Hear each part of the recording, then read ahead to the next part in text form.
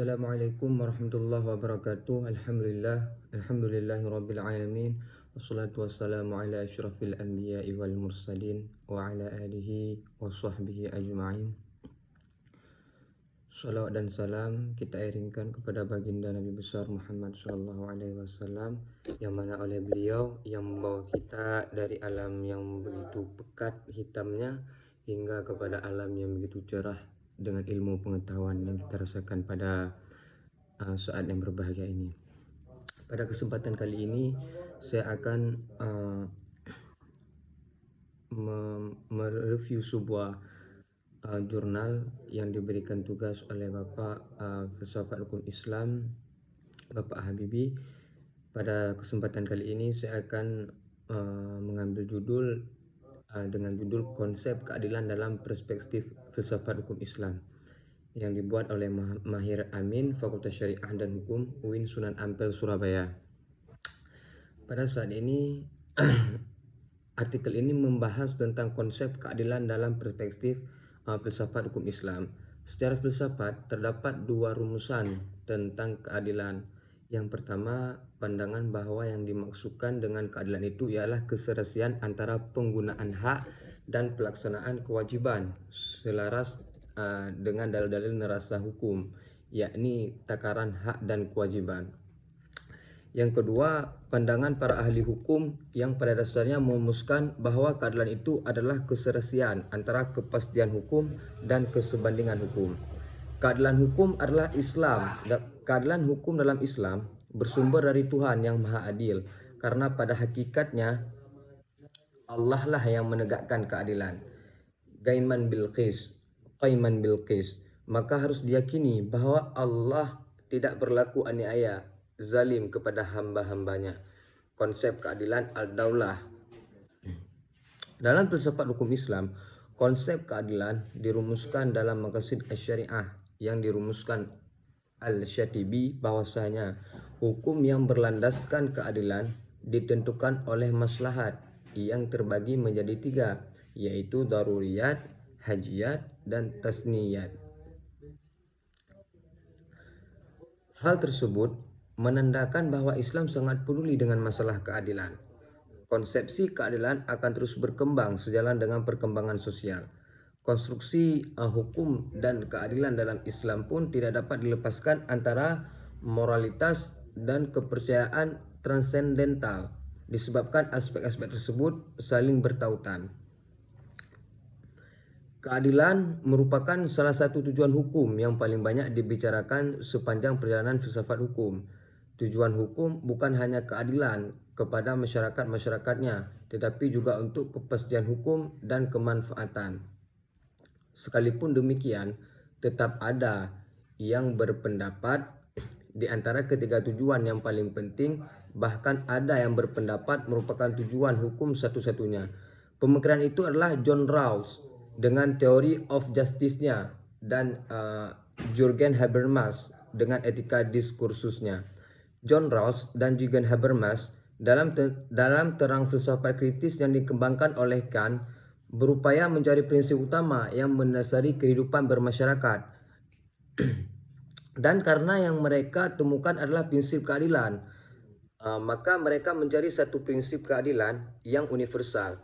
Bagi pengkritiknya, keadilan universal sesuatu yang tidak dapat diterima karena prinsip tentang keadilan itu haruslah mendasarkan dirinya ada nilai komunitas masing-masing.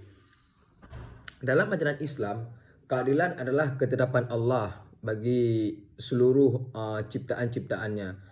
Keadilan adalah prinsip yang merupakan hukum seluruh alam semesta. Oleh sebab itu, segala tindakan manusia harus memenuhi rasa keadilan. Hal ini dalam rangka menjaga kelestarian kehidupan umat manusia. Konsep keadilan merupakan terma yang tak asing terdengar di telinga kita. Setiap tindakan yang menuntut kesamaan hak dalam pemenuhan kewajiban keadilan menjadi hal yang terpisahkan. Secara definitif, memahami arti keadilan tidak begitu sulit, karena terdapat beberapa perumusan sederhana yang dapat menjawab tentang pengertian keadilan. Namun, Untuk memahami tentang makna keadilan, tidaklah semudah membaca teks pengertian tentang keadilan yang diberikan oleh para pakar yang ternama di muka bumi ini. Karena ketika berbicara tentang makna keadilan, berarti sudah bergerak dalam tataran filosofis yang perlu perenungan secara mendalam sampai pada hakikat yang paling dalam. Satu, terdapat dua rumusan tentang keadilan. Yang pertama, pandangan bahwa yang dimaksudkan dengan keadilan itu ialah keserasian antara penggunaan hak dan pelaksanaan kewajiban selaras dengan dalil neraca hukum, yakni takaran hak dan kewajiban. Yang kedua, pandangan para ahli hukum yang pada dasarnya merumuskan bahwa keadilan itu adalah keserasian antara kepastian hukum dan kesembandingannya hukum. Keserasian antara penggunaan hak dan pelaksanaannya berdasarkan dalil takaran hak adalah kewajiban. Hak setiap orang itu besar kecilnya tergantung pada atau selarasnya dengan besar kecilnya kewajibannya. Misalnya, setiap pemilik benda atau pemegang hak milik atas suatu benda harus membayar pajak kekayaannya atas benda miliknya itu dalam jumlah tertentu yang ditentukan menurut harga atau nilai bendanya tersebut.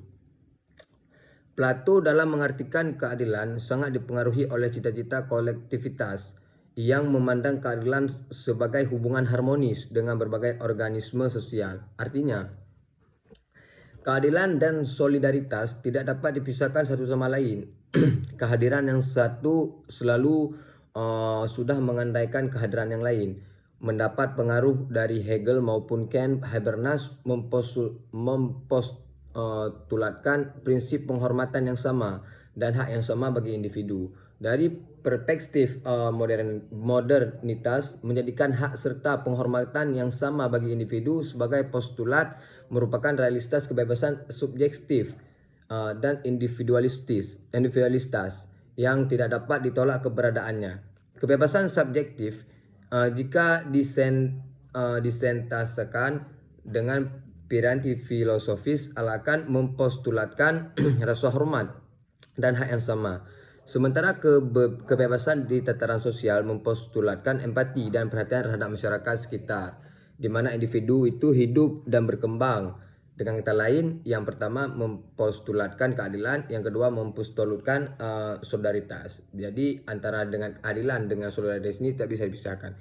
Keadilan dan solidaritas ini adalah elemen kehidupan sosial yang tak terpisahkan. Pandangan Hegel diperkuat Habermas bahwa keadilan dan solidaritas adalah dua muka dari keping uang logam kehidupan sosial yang sama. Berarti tidak bisa dipisahkan. Karena etika diskursus, praktis, komunikatif, deliberatif, diskursif, dan menawarkan prosedur yang membuka kemungkinan bagi setiap orang untuk mempengaruhi hasil konsensus dengan kesetujuan maupun dengan ketidaksetujuan di satu sisi. Baik, mungkin cukup di sini. Saya mereview dari jurnal yang telah dibuatkan oleh Mahir Amin yang berjudul Konsep Keadilan dalam Perspektif Filsafat Hukum Islam. Mungkin jikalau ada kesalahan dari saya mohon maaf karena hanya keterbatasan ilmu saya. Karena dari itu saya akhiri saja. Wabillahi taufiq wal hidayah. Assalamualaikum warahmatullahi wabarakatuh.